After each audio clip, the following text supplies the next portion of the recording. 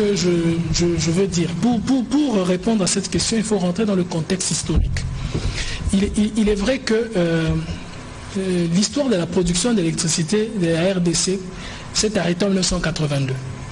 C'est-à-dire que moi j'ai toujours eu le temps, et quand le temps s'arrête. Je naissais et vous n'étiez pas encore né. Voilà.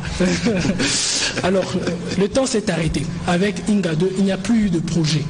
Mais ce qui était intéressant, c'est qu'à l'époque, cette production d'électricité suffisait aux besoins. La Gécamine, au sommet de sa gloire, pouvait consommer 500 MW et les restes qui étaient renvoyés via la ligne Ingashaba pouvaient être exportés vers les pays étrangers. On arrive en 1997, il y a eu la libéralisation du secteur minier. Et ce boom-là a renversé la tendance. Ce qui a fait que la consommation, le besoin en électricité s'est accru, mais on s'est rendu compte qu'on n'a pas libéralisé le secteur d'électricité au même moment que le secteur minier. On a été très vite rattrapé par le temps et en 2014, on a vite libéralisé le secteur qui malheureusement aujourd'hui boite encore un tout petit peu. C'est pour vous dire qu'aujourd'hui, nous n'exportons rien. Et pourtant, nous importons. La Zambie d'hier, qui recevait l'électricité de chez nous, nous recevons 250 MW. Je l'ai dit ici, peut-être vous n'avez pas tiré attention. La Zambie injecte 250 MW en RDC qui appuie le secteur minier. Et la génération de la richesse de ces 250 MW génère 8 milliards sous notre PIB.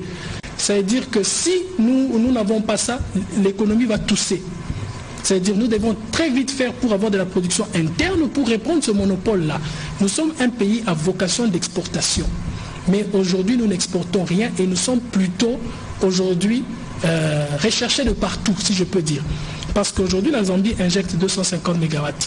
Le poste de Bouandanda qui sera lancé au niveau de Goma va permettre, avec la ligne NELSAP, en contact avec le Kenya et l'Éthiopie, on recevra très bientôt environ 50 à 100 MW qui viendra de l'Éthiopie jusqu'ici.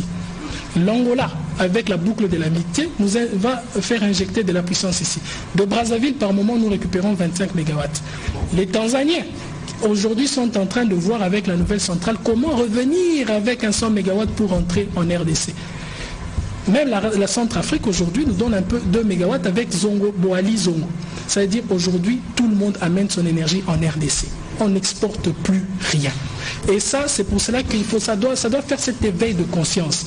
Ça doit nous pousser à ce que nous prenions vraiment nos responsabilités pour que nous puissions investir sensiblement dans ce secteur. C'est pour cela que vous m'avez vu, j'ai parlé ici des 9 sites qui vont nous générer 2500 MW qui vont résorber ce déficit.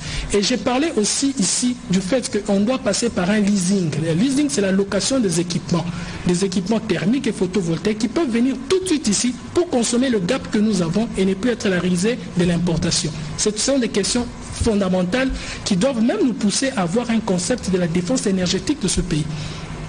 Parce qu'une fois que nous aurons pris plus des importations, c'est notre économie qui va dépendre de ces importations et on aura du mal à stopper ça. C'est-à-dire qu'il faudra dès maintenant, ici et maintenant, changer de politique applicable sur le secteur de l'électricité en urgence. Et heureusement que vous l'avez commencé.